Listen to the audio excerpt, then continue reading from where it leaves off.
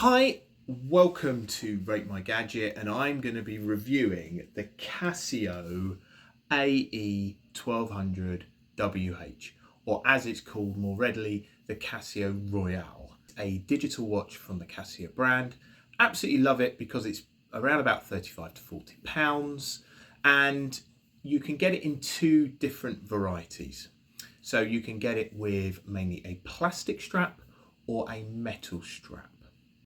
The size of the watch isn't too overbearing on the wrist. The face has got a nice square rounded face, almost like an Apple smartwatch in a way. It sits at 42mm wide and 45mm high, so it's got a nice square look about it. And it's 12.5mm thick from the wrist. And actually, as it goes as a watch, it's not too bad in terms of it's not too overbearing. It's quite nice the way it sits onto the wrist. In terms of what you get with the watch comes basically as it is, with a really extensive and quite comprehensive manual, as is always the case with Casio watches, and that's one of the great things I love about them. And basically it comes in a cardboard box. Not much else does it come with. However, immediately it's apparent that the watch is quite a good build. Now, this isn't a G-Shock. This isn't something that's sold as tough and rugged. However, you can tell that it is quite a robust watch. It's got a quite nice strong feel about it. It's light at 39 grams, so actually you can't really feel it on your wrist. It doesn't feel heavy. And the cell battery that it comes with supposedly lasts for 10 years. It is a common coin cell battery, the CR2025, and they're quite easy to replace as well. So in terms of robustness going forward, it's a watch that's going to last for many, many years as long as you look after it. It's sold as having 100 meters water depth. We obviously weren't able to test that. So the watch body itself on the outside has 4 circular press buttons. Each of those buttons has a nice solid spring feel to it, and the actual case that it surrounds has also got quite a raised area as well, which I quite like, that button not going into a flat face, going into a raised face, which makes it look, I think personally, much better. It's got an 18mm lug on it, which is a bit frustrating because that's quite narrow compared to most watches. So it means some watch straps you do maybe have to have an extender to allow it to increase in size. So the 18mm lug, you can get straps out there, but usually you want a larger lug to go up to. Now, first of all, and one of the big positives with the Casio Royale is there is many ways that you can mod this watch. We actually have done a video on this to mod it so that you can change the filter and the colors. You can put polarized lens in there. There are other people that do effective videos as well as us. There's a really good YouTube site called Just One More Watch. We have no affiliation with them, but he does a lot of mods on there and I'd recommend going to him. But the standard design that we're looking at, the 4 buttons around the edge do have written on them on the inside the words just, light, mode and search. Also on the case, you do have the 2 words on boss top and bottom, world, time and illuminator. Personally, I don't like these, and there are means and methods that you can remove them, and again you can find those on YouTube, but it's not too garish and it's not too bad. In terms of the 2 straps you can get, first of all, this one you're looking at, which is the metal strap, comes with a really nice clasp, and actually the strap itself is really, really nice. It's got quite a shine to it, it's not got a matte effect, and also it's got a real strong feel about it. The other thing as well is that the interconnects, there's no gaps between those. So I found that wearing it, you don't, if you're like me, unfortunately, if you've got a lot of hair, it doesn't catch any hair on your wrist as you're moving, and the watch has a real nice solid feel about it. The other alternative, which is the plastic black strap, couldn't be more opposite. Unfortunately, it comes, I think, looking quite cheap. The plastic clasp that's at the bottom of it, also, again, it's not metal, it's not solid. It feels like that's probably the weak point where it could break. However, as I said, you can easily change the watch straps, and it's preference, whether you would prefer the metal clasp or whether you prefer the plastic strap. Either way, it's really easy to change and replace the metal straps. And again, we show you how to do this quite effectively, and we show you how to do that so that you can interface it with such a leather strap as this. And there's many of them out there in the market. In terms of the design of the actual watch itself, there are 4 viewing areas.